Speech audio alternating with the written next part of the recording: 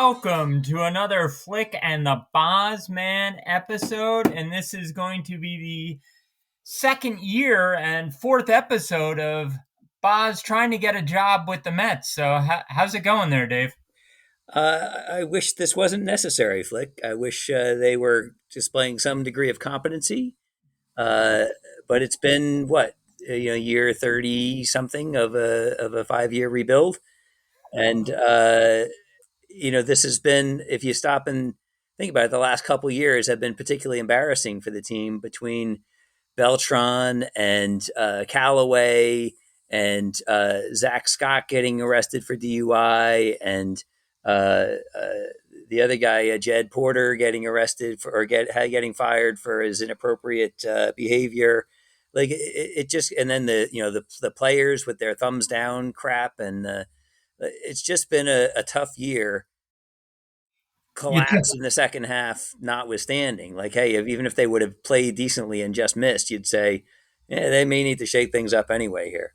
you took my first question away from me, which was going to be, what's your average number of arrests per year? For me personally, I'm still. It's been what 30 years since my last traffic ticket. So, and that was speeding. I think I'm in a pretty good shape there. All right. I'm glad you came forward with that and admitted that to the committee here. I'm going to jump in and ask you about some players, okay? Sure. For ones you feel like you need to take some time, you got a minute or two. For ones you can just simply say, bring them back or get rid of them or some other type answer, go for it. So the first one is one of your favorite relievers, and that's Familia. See ya. One of your favorite starters, Marcus Strowman. Uh, I view Strowman. I think Strowman is already. I've seen rumblings where he's saying, "Oh, I'd love to pitch for the Cubs. I'd like to go back to the Blue Jays," and he said he'd love to come back to the Mets. Like he's very much aware that this is a business, Yes. and so that's fine. Let's listen. He pitched pretty well this year, but as well as half a dozen other guys that are also free agents. I would offer him the same contract that I would offer, an Eduardo Rodriguez or a similar. Who is another guy I was thinking of? I'll throw a name out there. What contract did Wainwright get? Wainwright's too old to get a decent No, contract. but I think he got two for about 35, 40. Strowman was working on the qualifying offer, right? About 19 million this Yeah. this year that just finished. So would you give Strowman 3 for 100? No. I'm just, hey, you're the one applying for the job. I'm just Yeah. throwing this stuff There's, out there. here's my point is that there are something like 30 something decent free agent pitchers, starting pitchers this offseason. You can't, if they're going to look at it like this is a commodity, and it is for a guy like, and I'm separating Strowman from Syndergaard, who has been a Met, for most of his career. Syndergaard has said he would really love to be back with the Mets next year, and I'd love for him to be back, but I'm He's not going to. he's 3 names from now. So why don't you do him now too? Do them both Yeah, together. What do you? I'm not going to overpay either one of them, but I would love for both of them to come back at the right price. So I'm looking at like a John Gray, a Danny Duffy, Alex Cobb, and a Strowman, and an Eduardo Rodriguez. Like, listen, I'm thinking like 4 for 50. If that doesn't get it done for one, it'll get it done for one of the other ones. That does not get it done for Marcus. I don't give a crap. Strowman was what, 10-13 on the year? Yeah, he had Oh, a the three. committee likes this guy. They like you that you're showing some gusto here. That you're showing some fortitude, some moxie. Well, there you go. So listen, he had a nice ERA. He didn't pitch enough innings, but he made most of his starts. I think he may have 30 plus starts, so it was pretty good. So as I said, there are dozens of available free agents this year. If you end up having to go to a B level because you can't get one of the guys that you want, and you go, Corey Kluber was another guy I meant to mention. if you have to go to and go try to bring Steve Matz back on a 2 year, $15 million contract, something like you gave to Walker this past year, that's He offered. passable. Would you give Syndergaard 4 for 60? No, no, he pitched 2 innings this year, and one of them sucked. One of them was good. Well, he pitched one clean inning, and then the next start he pitched one not clean inning, and he didn't have any breaking pitches. He was throwing 95. There's a lot of question marks you have with Syndergaard. I'm offering him the same. I would offer something right today. I would offer something like what we offered Taiwan Walker, 2 for 15. All right. If he doesn't take it, that's fine, I'll because twist there's 5 other guys that look just like him. I'll twist it around a little. Who gets a better offer from you, Strowman or Syndergaard? Strowman. Okay. I agree with that part of it. Yeah, I mean, he pitched 176 more innings than Syndergaard. Ooh, you got your stats ready and everything? I like this. I'm pretty All sure right. that's exactly accurate. I bought it. I bought it. I'm an owner who tweets, and I don't know all the facts. While we're doing pitchers, how about Aaron Loop? Yeah, I mean, I hate to buy high on him because this has been by far the best year of his career.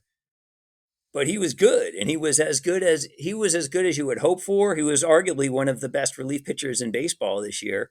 Maybe not even arguably. He was just hands down one of the best relief pitchers in baseball this year. Two But for 12.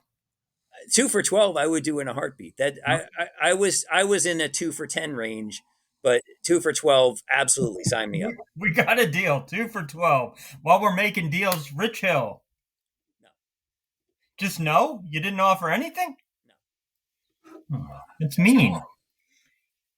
He Keith was Embry. he was passable. No, see you later. I didn't even know how to pronounce that, but I faked it as I know best. who you meant. Brad Hand. 1 for 2. He does not accept. All right. See you later. Good luck. Dylan Betances is on my list, but there's also a red cross next to it, so I don't know if that means he's hurt or he's changed That's supposed to be a profession. red X. Oh, okay. That's an X? It looks like a plus. No, it's sideways. You got to turn it diagonally. I gotta, thanks. You're Turn good it at this. 45 degrees. You'll be on your way. You're our best applicant so far. You got you got here on time. You don't appear drunk. It's very impressive. Uh, well, our other applicants wanted 5% of the team, and so far we're unwilling to do that. So Trevor May.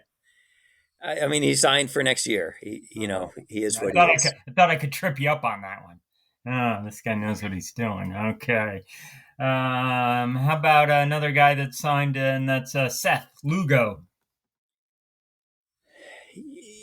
I don't know what to do with Lugo. I mean, he had a very disappointing year this year. Yeah. He's had some injury issues in the past. I'm not sure that he doesn't need surgery. I think you have to bring him back because, as I said this past spring, when he's healthy, he's one of the most reliable relief pitchers that the Mets have had recently. But he just didn't look himself this year. I don't know if he just needs more rest in between games, or if he's only a 1 inning pitcher now, where in the past he could go multiple innings.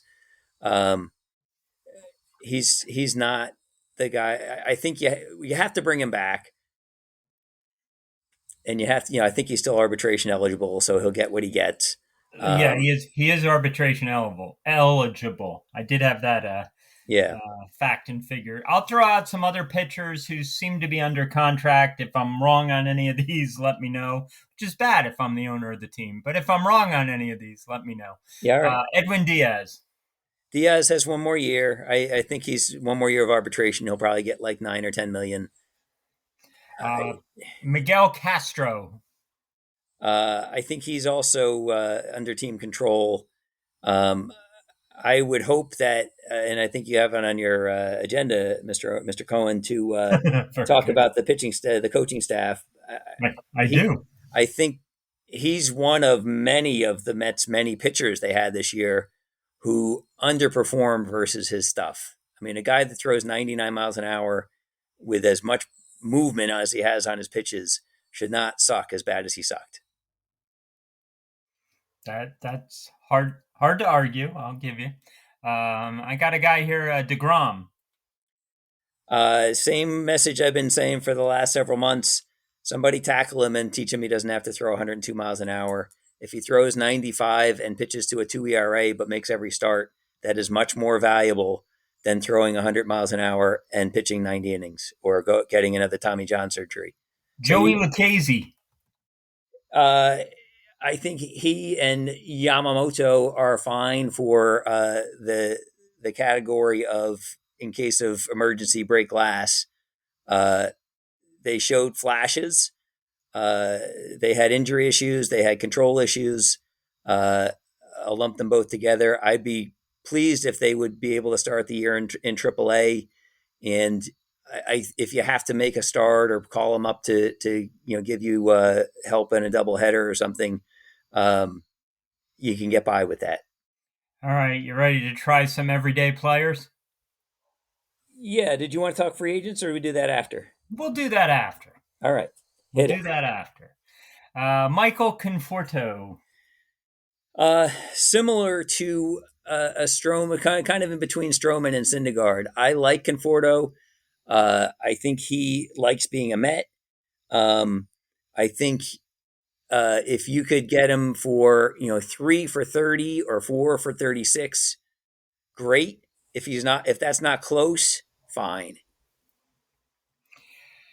I would Javier make him an offer. Baez. I would make him an offer though. Yeah, I'd make Unlike him an offer too. unlike a Daniel Murphy or some of the other guys that they've never even made, like Jose Reyes, make him an offer, give him a chance to stay and be part of the team, even if it's a little bit lower than what he'd like to take. I like how I go in and out of character for no particular reason, and you do nothing different when I'm in character and out of character. So, It's all good. It's all good. I'm with you. so when I start talking in the fourth person, you'll be scared. The fourth person, yes, the fifth dimension, and the fourth person. Exactly. Javier Baez, you just mentioned. I I, did. I would say Baez is a luxury. I don't know if the Mets can afford him. If you, Mr. Cohen, are willing to pay a luxury tax, and we don't know what that's going to be because the collective bargaining agreement Yes. Oh, hasn't been agreed to you're and up is on this stuff. That's potentially cool. to be a problematic this over the next couple of months. Hey, didn't you promise me there'd be a DH last time you applied? What? No, that was somebody else. Oh, okay. uh, it sounds like there will be a DH I'm this year. starting to remember you from last time. Yeah, yeah. Uh, Baez did impress me. I think he's better than I thought. I don't think he's as good as what he showed with the Mets. I don't, and there's a tendency. I saw one online source was like, well, if you just take his last 5 weeks with it, Yeah. no, you Three can't do for that. 63. Here's the thing: That's a we got non-answer. we got Cano. We do. We got a lot of holes to fill. One of them is not second base. We got a decent second baseman, ostensibly in McNeil, and McNeil's going to cost like $5 million. So if we can fill third base, starting catcher, who I think you're going to get to in a minute, center field, and at least two starting pitchers, and probably a new relief pitcher, a good relief pitcher, and there's still money left over to get Baez, great. But only then. How about Jonathan VR? I would be glad to have VR back because he's a very good utility player. Uh, he had way more at bats this year than I would have liked. Yeah. Uh, but he was good. He was sort of a league average player, which is not bad for what they pay him, like $5 million. So I would offer him a similar contract to come back if you want to make it a 2 year deal. Two Uh, for 11. it's a little much. 2 for 8, 2 for 9. Two for Maybe 10 and a half. maybe some incentives on number of at bats that he can get more if he plays more.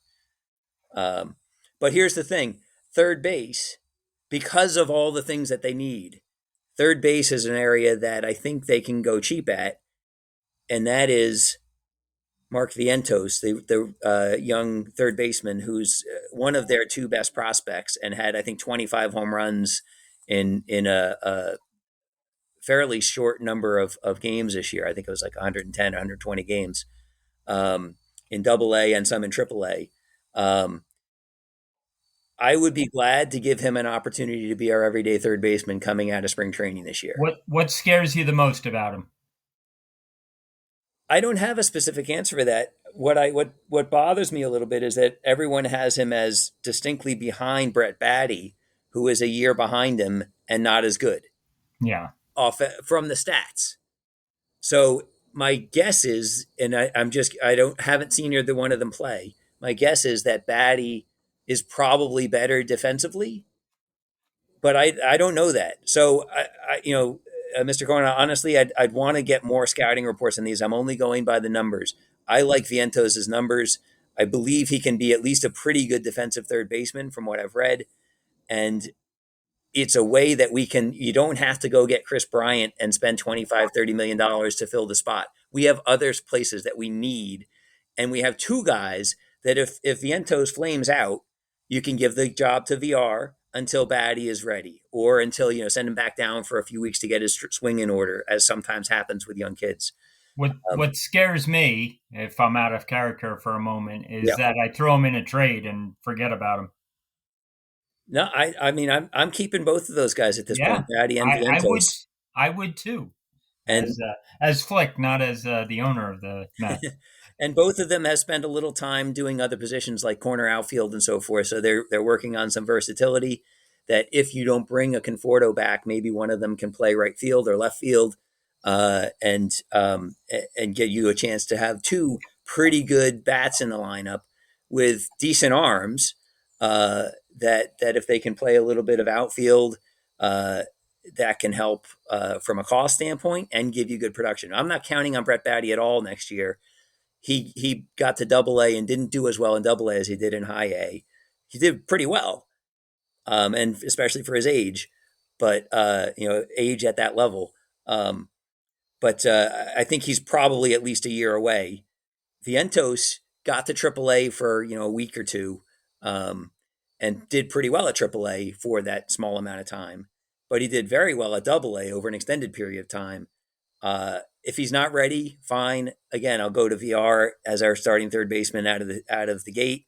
Or if he comes up and struggles, send him down and you're playing VR and or McNeil in some sort of rotation there.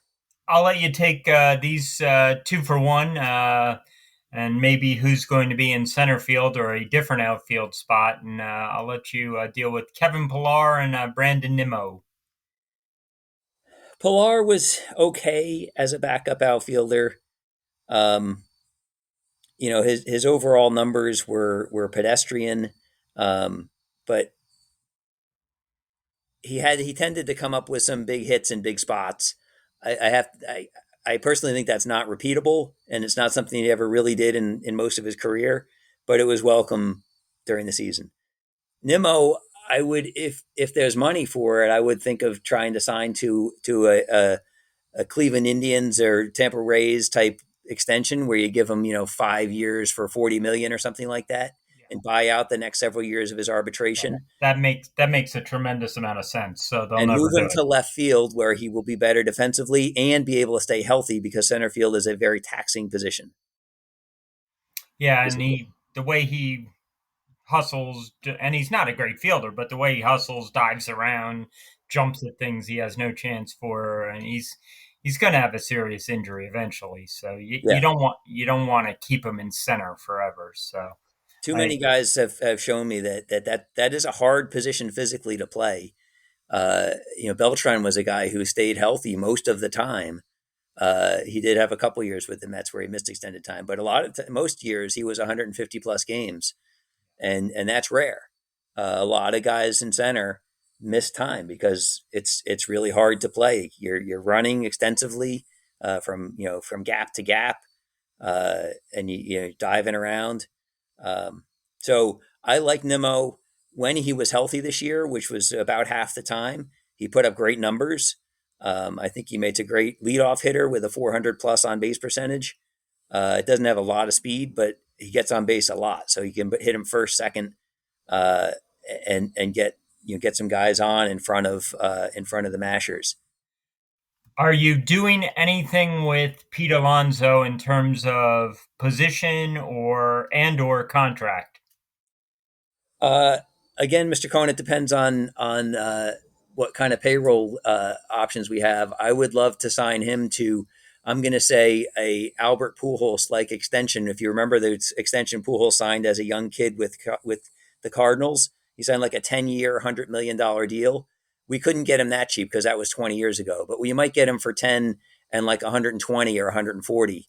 And if you get him for say 5 million this year and it ramps up a little bit over the course of the contract, in the long run we can save a lot of money and he can be a Met for the vast majority of his career. That would pay him until he's in his mid 30s.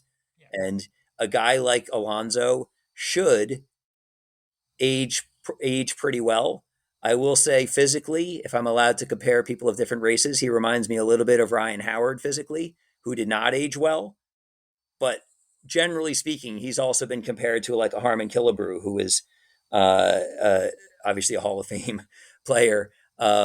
Physically, I've heard Darling and Hernandez, I think, have among others, compared him to a Killebrew. And frankly, I mean, 500 home runs in his career, if he That keeps ain't this bad. up, is not out of the question. He's got 100 already, Oh yeah, or yeah. he's on his But way to 100 very you close, may, very you quickly. may have said that about Howard, and Yeah. it's not going to happen. Howard, I think, was the fastest to Yeah. 100 home runs in his career in terms of games, and finished with less than 350. Yeah, yeah. That's not what we want out of Pete, but it may be what we end up getting. I mean, would you sign for 350? If you sign him to a huge deal, maybe you wouldn't. Yeah, Maybe you'd sign for 400. and he Um, is at 106 home runs. I had to just check. Yeah, he did get over that by the end of the season. how about JD Davis? I would be glad to see if we can what we can get for him in a trade. Uh, what I'd love to do is trade for the guy I have in mind is the Diamondbacks Don't tamper here. We have other to be catcher. careful. It Okay. was not tampering to say I want to trade for a guy. It is tampering to say I want to get somebody else's free agent. I like it. You know the rules here. Okay. Just We're interested. The Diamondbacks have two very good catchers. One of them was a rookie this year.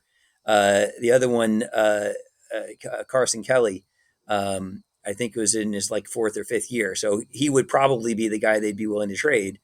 It might be J.D. Davis and a David Peterson or a minor league player um, that would get that done. But I, there's only a couple of even passably decent free agent catchers, and I don't.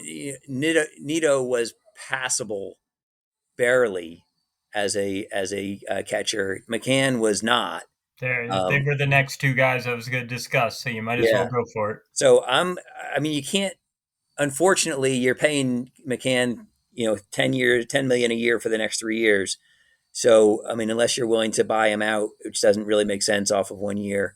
It I'm wasn't not. like he was awful, but he No. was he was not as what I would have hoped or expected over the last 2 years that he played.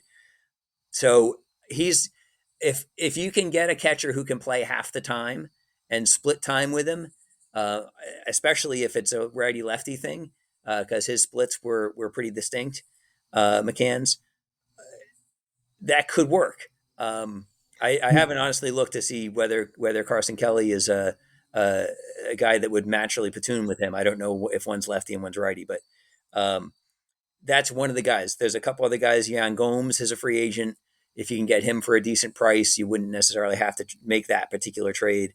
But you need another catcher, ostensibly one that could either start and play 100 to 120 games, or at least be an 80-80 type game split. And if Nito comes up and fills in for injuries, which often tend to happen with catchers, where they get banged up and need a couple weeks off or whatever. Hey, Uh, I heard somewhere there might be a DH, so we could use McCann there for 20 games. Yeah, you could. I mean, he's not terrible. And maybe he hits a little better if he doesn't have to crouch down. Like Piazza on a much higher scale used to hit better when he didn't have to crouch down so much, so and he could DH for a weekend or two. Uh, so that's possible. Guillaume. Glad to have him back as a utility player. He's proven to be a decent bat to ball guy and a pretty good defensive player in a number of different positions. Glad to have him back. He's I don't even think he's arbitration eligible yet, so he'd be No, not under not $1 million. yeah, not for a few years. Yeah. Anyone else currently on the team under our control that you wanted to talk about?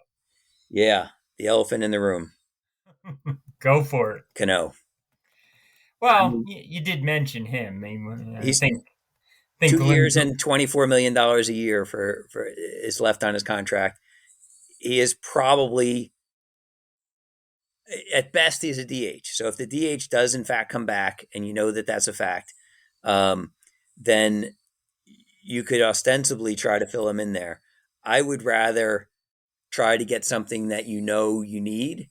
They need a corner outfielder if Conforto doesn't bite on the home team discount contract that I want to Oh, offer him. he won't. Probably not.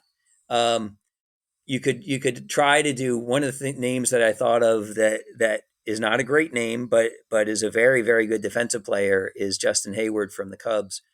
Happens to have almost an identical contract left to what Cano has, and he's still a great defensive player, um, and can play right field very well for you. So, could you trade him for Cano, Cano for him? Not straight up, because why the hell would the Cubs make that trade? Um, but You could you throw in offer? Peterson. Yeah, could you offer a young player like a Peterson or a JD Davis or something like that? That's a major league ready player, particularly if they know they can DH Cano. Yeah, maybe that gets it done. You're going to have to throw in some sort of young talent to get the Cubs interested in that trade. The other name that makes sense that at least is ostensibly possible for me is somebody like David Price, who has an extra year on his contract versus Cano. And maybe that's the reason that the Dodgers make the trade. If they're not happy with Price and feel like they have enough pitching, maybe again you have to offer a minor leaguer to sweeten the deal for them. I'd be happy to bring Price in. You're going to be paying 20 some million to somebody who might end up in the bullpen. But at least I'm fairly confident that you'll get something out of Price where I don't know what you're getting out of Cano. The coach you hire is who? Whom? Whom? Who? Whom is the coach? Uh, No, that's wrong. yeah, yeah. I've seen a number of names thrown around. Uh, the guy I like, the one name that I've seen that I kind of like is the bench coach for the Astros. Um, Cheater. yeah, yeah. I saw there actually there's some mention that Beltran may be back in the mix. I don't know I mean, how did the Mets do that? I I don't you know. know uh, Based on everything that's just happened, I can't go there. We went I, through it at the top of the show. I can't go there. I You can't can't go do it. there. I probably can't go back, man. No, I mentioned to you privately. I'll throw out the name. He's never been a manager at the big league level. He's been a coach, and he's not been a base coach or anything recently. But I always loved Jose Oquendo. He's still young enough. I think he's in his early 50s. He's the type of kind of baseball lifer that I think would make a good manager. I'd love to at least bring him in for an interview. And I love the idea that he's part of a team that I want my team. I don't want to necessarily emulate the A's because they never freaking win anything. But the Cardinals are a team that the Mets could possibly copy, where you play a certain way, you bring up players of a certain type, and you fill in with other people's stars the way they do with an Arenado or Matt Holliday back in the day. And I'm drawing a blank on the first baseman they got from the Diamondbacks, Goldman. Goldschmidt. Goldschmidt. I was getting there. You were getting Um, there. I should let you go. Sorry. yeah, yeah. So that's a pretty good model, right? And I think that I like the way they play. I think Okendo might be the type of guy. If it's not Okendo, because I don't know why he hasn't been a manager yet, but there's definitely guys of that ilk that are baseball lifers that are from a winning organization that would. Is the guy that just got fired from San Diego, is he incompetent or what's the deal there? He was manager of the year last year, I right? know, and he's 10 games over in 2 years with San Diego. But he also, they got off to such a good start and looked like they'd at least be a wild card and just fell apart and had some fights in the dugout. And so there was something wrong there, but maybe a change of coasts would do him well. Yeah, I think I might want to see him, sit out a year and then come in. I don't know. And if I ask you about pitching coach, you'll go on for 20 minutes. So we better not go there. But you're an impressive candidate for this job. Well, thank you. Thank you, Mr. Cohen. The one other thing I will tell you, the one position that we haven't mentioned, I'm moving Nimmo to from center to left to You keep him did. healthy and to put him in a better defensive spot, So you need a which leaves center a hole in fielder. center field. That's where I want to spend our most money. I want to go get Starling Marte. He's the best center fielder that there is. He's in his early 30s. I think he's 32 or 33 next year. So you don't have to probably offer him more than a 3 or 4 year deal. Maybe offer him like a Lorenzo Cain type contract where it's like, 4 for 64 or something along those lines. Um, and I think that helps us significantly. If there's another uh, if there's a way to make a trade for Kevin Kiermaier, who is one of the best defensive center fielders of the last 10 years, um, when he's healthy. If Kiermaier doesn't have to play every day, I think he can stay healthier because, again, he's proves the point I was saying before that it's hard to stay healthy and play center field.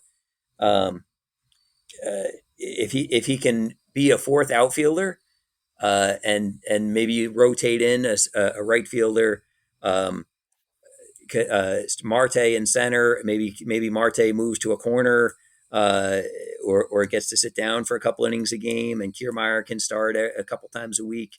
Um, I don't know if that might be a bit of a luxury to have, and he's a $12 million player next year, and he's got a team option for the year after. But you still need a good fourth outfielder. Pilar can be that guy, but he's kind of a homeless man's Kiermaier, and not nearly as good defensively, and probably not quite as good offensively. So if you can, I'd rather go Kiermaier, but you're gonna have to trade for him. I think those are all very reasonable ideas. Will they happen? No, but it's fun to think about. No, no, that won't happen. All right. So again, one of the quick things, sort of large, big picture, Mr. Cohen. What I want to do with this team is develop and keep homegrown players.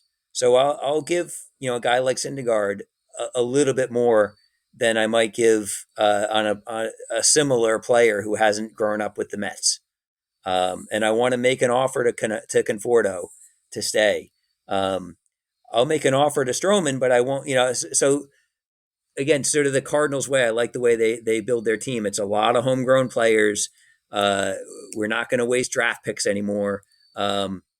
Let's build the farm system, build internally, and then fill in with other people's free agents where you need significant help, particularly in center field and up the middle. Well, thank you so much for reapplying for this prestigious position. Yeah, I'm sorry it's reopened. Uh, Oh, that was a shot at the boss as you're walking out the door. I don't know if I like that, but yeah, I like your moxie, kid. hire this man. Hire, no, You've I'm not. ruined this franchise. I'm not saying that. Yes, hire this man. Uh, we got a couple minutes. I wanted to take you over to beat the Boz in some NFL selections, and All right. you were beaten last week yet again. What? I was hoping this would be a 17 week. You're never beaten. It catches on like someone winning a Jeopardy for 80 straight shows or something. But no, you've Yeah, yeah. Tim may go on a run for 16 weeks or so, but he was he was able, buoyed by the performance of the Arizona Cardinals, he was able to defeat you handily. He went 4-1 while you went 2-3, and somehow you both didn't take my advice. You both picked against the Jets, and That wasn't your advice. what? You What? never said to pick the Jets. I didn't. No, no, no. We can go back and look at the tape. I can go back and doctor the tape. Yes, exactly. I didn't give an opinion either way. I said I, Yes, that is correct. I hope they're in it in the fourth quarter. Was that what I said? All You right. something like that. But you're going to try again. And as we mentioned last week, Tim has a big tennis match this the end of this week and Yeah. weekend. So he's not available to be on the show live, but he has made his selections. I will let you do the same now, and you can speak of any of the games you wish for a minute or so. We start out with the 3-1 Green Bay Packers at the 3-1 Cincinnati Bengals. Yeah, I thought you'd get to this one. I'm Why? Because it's an obscure matchup, or No, because it's they're two kind of mystery teams, right? I mean, Cincinnati uh, is 3-1, and in one of the better, tied for first place in one of the better divisions in football. But there's a little bit of who have they played, who have they beaten, um, and not a lot. So, but Green Bay had that one really bad loss to start the season, but other than that, have looked pretty good. Um, so I'm gonna go. I'm gonna go with the home team. I probably shouldn't. Um, yes, yeah. Here's the Bengals have beaten the Vikings by 3. They lost to the Bears.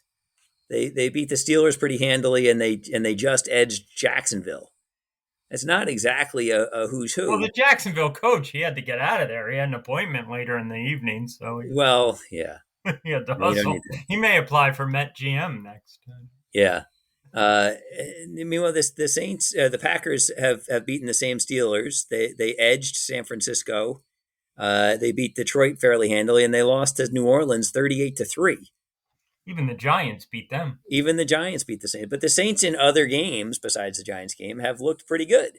And the So I don't know Saints, what to do with the Saints, and I don't really know what to do with the Packers. I'm Saints gonna go. I'm gonna go with the Bengals and just hope for the best. What do you know? Saints make no sense. Well, yeah, you have a decent chance to be right because you agreed with Tim on that one. So Wow. you both went with Cincy. Next game would be the Denver Broncos at the Pittsburgh Steelers, 3-1 versus 1-3. Yeah, I've been back and forth on this one too. I was all set to pick Pittsburgh, and then I was reading about. I think Roethlisberger might be out. Their offense It has may be been a good thing. terrible. But then Denver, my man Teddy KGB is out, or probably anyway. He got concussed. I don't know if he's going to be ready to play. I would assume he'll be out this week. And they didn't look that good anyway against was it Baltimore. Um, this That's is one. another one of those games. I'm going to go with the home team. I'm going to go with Pittsburgh, but I don't like this game. Sorry. Tim went with Pittsburgh. Yeah, oh goodness! All right. Well, that's his team, and he wouldn't even he declined to pick the Pittsburgh game last week, but Yeah, for good reason apparently. But yeah, he's yeah. he's gone with them this week, and then we get what I guess is your team, the fresh off a victory 1-3 Giants will be visiting the 3-1 Dallas Cowboys. Oh, the Cowboys. There was no discussion. Apparently, your competition said the same thing, and you've now agreed on the first three. Oh boy. Giants at Cowboys. You're picking the Cowboys easily, comfortably, or a game in the fourth quarter. You know, here's the thing with the Giants. If you give me a minute, You they go. they they should have won the Washington game, but they messed up the end of the game badly. They should have beaten Atlanta, but my excuse for them in that game is Uh, they lost three of their best players in the first 10 minutes of the game, and they didn't know how to recover. They didn't recover. They should have still won the game. Um, it is what it is. And then somehow they beat New Orleans in New Orleans in their essentially their home opener, practically speaking, their home opener last week. Uh, in a game that I would have thought they'd get their doors blown off. Um, I, Daniel Jones has looked better. He's looked pretty good. I think there's a chance that they can stay in this game, but even if they play really well, they may be in it at the end. Maybe they have a chance to win it at the end, but if anything goes wrong, and chances are it will, Dak Prescott and Dallas, they look pretty darn good. They don't look like the NFC East is going to be a joke this year because Dallas is playing well. Yeah.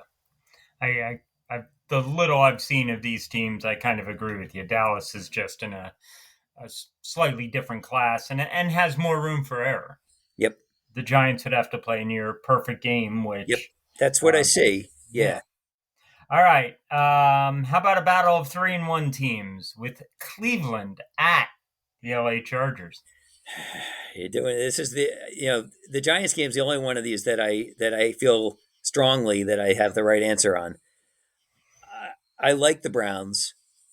I think Baker Mayfield and the team there are going to be good. They could easily be 4-0 right now if they hadn't blown the end of the Chiefs game. Um, I still like Justin Herbert a little bit better. I think their coach seems to know what the hell he's doing, and I'm going to go with the Chargers. Coming off a Monday night game, quick turnaround. Does that worry you? Yeah, a little. I think going across the country might negate that a little bit. The Browns having to go out to LA. All right. So far, you and Tim have agreed on the first four. Oh my goodness! But that's all right. I All thought right, I thought Cleveland Chargers would be one of those where I don't know what I'm going to do, and I think it was for both of you, but you both landed on the Chargers. so far I Uh, got four. I got four home teams too. yes, you do. Yes, you do. And we'll see if you have five in a moment, and that's probably the marquee matchup of the day. Although it's not a battle of 3-1s, it's the 3-1 Buffalo Bills at the 2-2 Kansas City Chiefs. Yeah, and this is the short answer is I'm going to pick Buffalo. Um, it should be a great game. Kansas City's defense is the main reason that I'm not. Their defense has been terrible. I think they're 31st in the league in points allowed, ahead of Atlanta, uh, and that is troubling. It's also troubling that they're in a division that they know. Uh, the other three teams are all 3-1. Um, they could easily find themselves 2+ games out of first here. Well, not plus, 2 games out of first, behind multiple teams is what I meant to say. And they know this is a big win. They need to win this game. Um, Mahomes is always the X factor. Buffalo's defense has been playing really well. If they show up in a big way here, I was reading earlier that right now, statistically, you can make a case for them to be on a level with the 2000 Ravens, but they haven't played that team like Kansas City yet. If they show up in a big way and play well and hold the Kansas City offense, then you can start to talk with them about among some of the best defenses in league history. That's what that should be an inspiration for the Bills. Are they that good? I don't know. Can they slow down Mahomes in Kansas City? I'd be surprised if they can, to a historic level. But can they do it enough so that Josh Allen and the offense can beat them? That's my guess. Yes, I'm picking the Bills. And you have finally disagreed with Tim on a game. So Oh that's boy, that's you the can one. that's Yikes! it all comes down to your Buffalo Bills against his Kansas City Chiefs. Oh boy. Well, you don't like the Bills necessarily, and he doesn't like the Chiefs. But anyway, I mean, I like them both. I think they're yeah. both going to be playoff teams. They're both Oh, I some of do. the top teams in the league. But yeah, Kansas City loses this, and they're at 2-3, and Yeah. they got some better teams this year in their division than they had last year. I mean, same teams, but they're playing a whole lot better. So Yeah. Got to it think at won't, least one of those teams is going to be four of the teams that in their division is going to be 4-1 by the end of this weekend. you would think so, yeah. I think And they both can play. Watching that Raider Charger game, yeah, the Raiders could have just it was what 21-0, and they could have just not our day and yeah, packed it up and lost 31-3 or something. But there was a point there at 21-14 where they get if they get a stop, they may win that thing. So yep. they're no pushovers. If you think you can do better than those picks, you can, of course, email us at flickbaz@gmail.com, or you can go on the old Twitter at flickbaz. Or when we put this up on the YouTube site, you can just comment underneath the video, and that's Flick and the Boz Man on YouTube. And Boz, I know you got to hit the road, and I thank you for doing this in a little out of format, but we got there. So have a good rest of your Thursday, and then on to Friday and the weekend. Sounds great, Flick. Thanks for the fun time, and see you next time.